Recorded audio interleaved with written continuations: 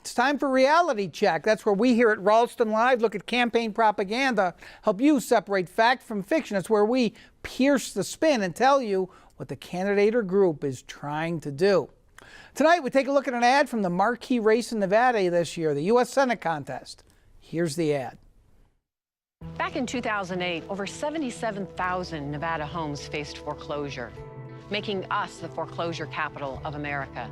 I was determined to stand up for Nevada.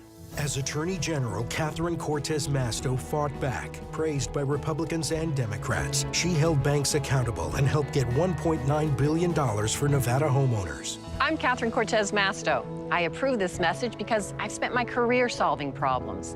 Isn't that something we need more of in Washington?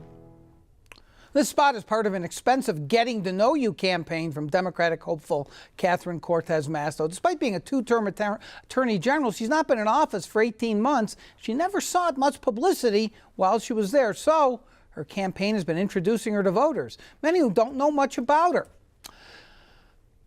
As Attorney General, Catherine Cortez Masto fought back, praised by Republicans and Democrats. So the fact that she won praise from Democrats and Republicans is inarguable. It also means little, really.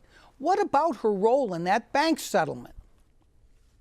She held banks accountable and helped get $1.9 billion for Nevada homeowners. That, the central claim of this ad, has been controversial. Nevada was perhaps the hardest hit in the country, by the foreclosure crisis. And as AG, Cortez Masto early on took action, filing civil complaints in 2010. But what did she do to get all that money to Nevada that she claims in the ad?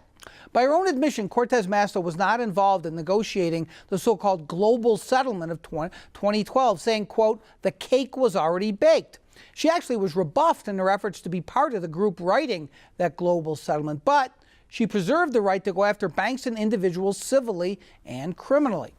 The Attorney General also was able to negotiate a so-called side agreement with Bank of America to get $750 million guaranteed for Nevada homeowners, and she secured a place on the committee that monitored that global settlement.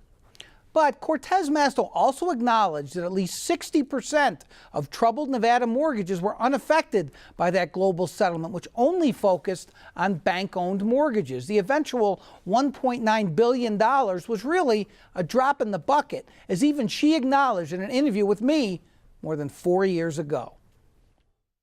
Now, you've said this is a good first step. You've used equivocal language.